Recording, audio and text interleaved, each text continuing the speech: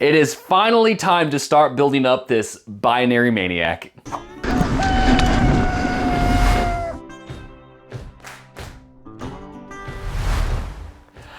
I'm gonna start with I'm so excited over this bike build, but I've kind of had some different ideas and different takes as I've bought in parts and was trying to figure out which parts to reuse and not to reuse. So that's why it's kind of taken me a couple weeks from the unboxing video to finally be able to build it up. I'm so excited to do this build, so let's just get straight into it and install the headset.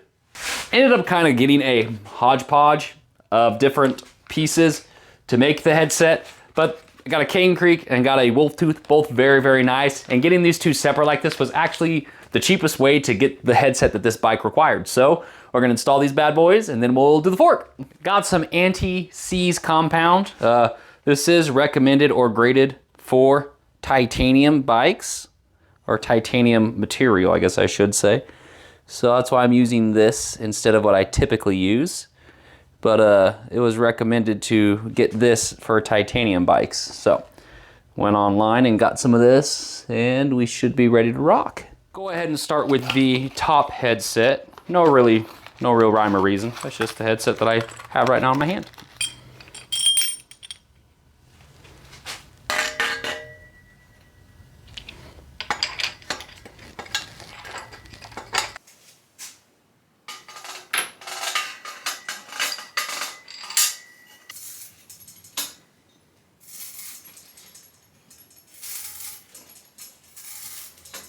Headset is now installed, so let's move to the fork. Ended up going with a RockShox Domain, 38 millimeter stanchions. This is a very, very, very beefy fork. 150 millimeters of travel. The highest this bike can go is 150 according to the specs and what they recommend over at Binary. So we're throwing a 150 on it. I'm very excited. This is definitely going to be a hardcore hardtail, and we're gonna see how rowdy I can get with it, because you know me and I love my hardtails. So let's install this bad boy. Now that we're away from the titanium, we can go back to normal grease for the time being, because that grease I got is specifically for that bike frame. So back to the good old normal park tool. We're gonna start with just kind of putting this all together, because I'm definitely gonna have to cut this fork down.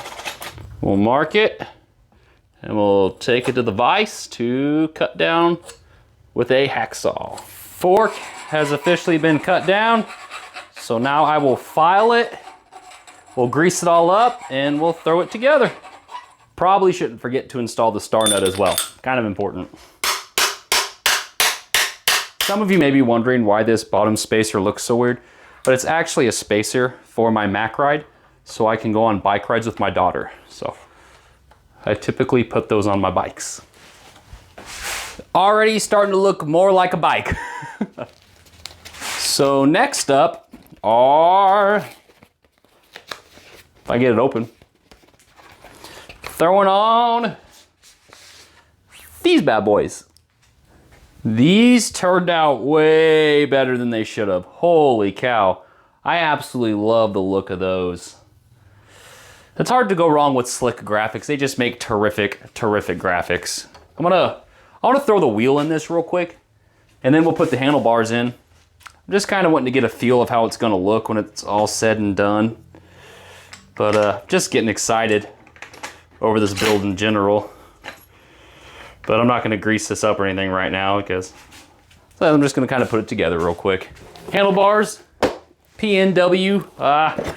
It's so hard to beat this brand. I love what they make, and that it comes with a lifetime warranty, and I just think they're very, very, very nice. Went with the, oop, that was loud. Went with the gray ones. I believe these are 800 now, so I'm gonna have to cut probably, I don't know, 15 give or take from each side, which I'll probably do that here in a second. But yeah, P&W range. Great handlebars for the price. So we're gonna go ahead and stop for the day. Got pretty much everything that I wanted to get done. I'll have the drivetrain left to do, brakes, dropper, and that really should be it. Finishing up doing this Tannis armor. If you've not seen last week's video, or it might have been 2 weeks ago's video, click the link. I think it's this side, maybe it's this side, but click the link to go watch that. This one I'm actually letting sit. The first one I didn't actually take the Tannis armor out and let it sit on the tire for 3 to 4 hours like they recommend. So I'm gonna do that this time and see if that goes any better for the installation. It wasn't a difficult installation, but I didn't necessarily do that step. So if you're watching, Tanis, I hope you're proud of me this time because I'm doing you right. But we're gonna get that done. And as of right now, I am absolutely loving this build and the way it's looking. So I'll probably finish this build here pretty quick because I'm ready to get on a ride. Right now the trails are too sloppy, so I'm not in a super rush to get this done. But as mentioned at the beginning of the video, I have every part to build this. So now it's just actually finishing it and putting it together. So let me know what you think about the binary Maniac so far. But other than that, thank you for tuning in. And until next time, everybody take care.